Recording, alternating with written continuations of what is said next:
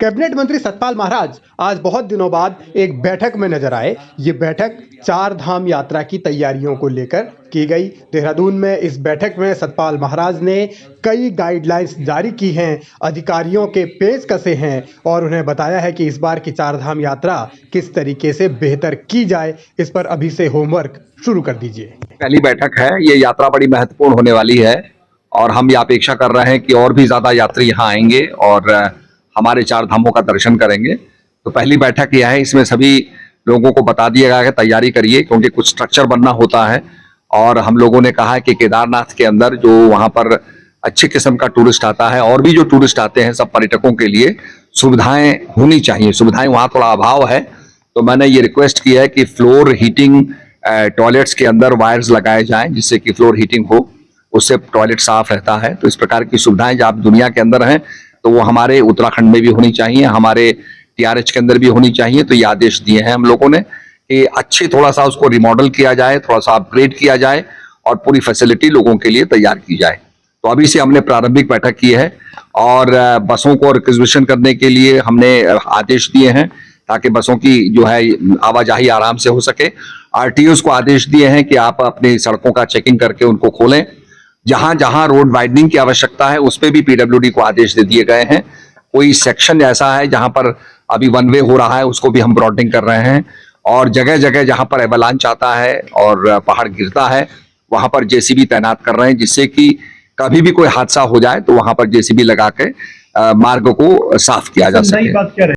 चारधाम यात्रा अप्रैल में शुरू होगी और उसी दरमियान संभवतः लोकसभा के चुनाव भी हो रहे होंगे। इसीलिए चारधाम यात्रा और चुनाव के दरमियान जो तमाम तरीके की चीज़ें हैं, उनमें कोई बहुत ज़्यादा संकट ना आए। यात्री जब आ रहे हैं, जो श्रद्धालु आएंगे, तो उनको किसी तरीके की दिक्कत न हो, इसके लिए अलग अलग व्यवस्थाएं करने को लेकर भी इस बार सतपाल महाराज प्रयोग करने वाले हैं। इस पे सारी चीजों पे हम विचार कर रहे हैं, सारी चीजों पे विचार कर रहे हैं। इनपुट्स हमारे पास आ रहे हैं और सारी चीजों पे विचार किया जाएगा। और हम ये भी चाहेंगे कि भाई लोगों को पता चले कि कौन सा समय उनको निर्धारित किया गया है, जिससे कि वो यात्रा कर सकें। इसी प्रकार से वैष्णो देवी के अंदर आपने देखा होगा, वहां टोकन मिल जाता है, लोग वेट करते हैं।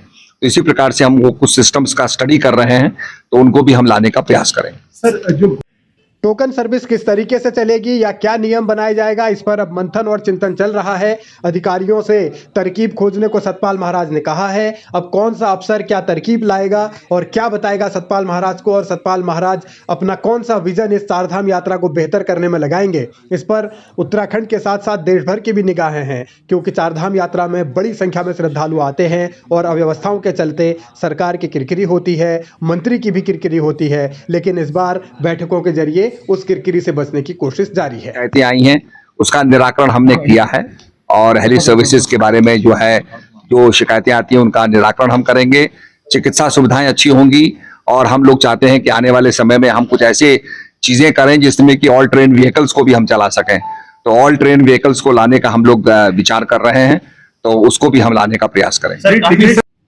2012 से 2014 जब अमृता रावत पर्यटन मंत्री थी और उसके बाद 2017 से लगातार सतपाल महाराज ही पर्यटन मंत्री हैं, यानी इनके ही परिवार में ये पर्यटन मंत्रालय रहा है। और अब अभी तक व्यवस्थाएं पटरी पर नहीं आई, तो इसका जिम्मेदार कौन है? हर बार क्यों खामियां निकल आती हैं, क्यों दिक्कतें होती हैं? शायद यही सोचकर सतपाल महाराज अब एक्टिव हुए हैं और इस बार वो पिछली बार की नाकामियां नहीं दोहराना चाहते। अब देखना होगा कि आने वाले दिनों में इन बैठकों का कोई फायदा होता है या फिर ये बैठकें सिर्फ बंद कमरों तक सीमित रहती हैं।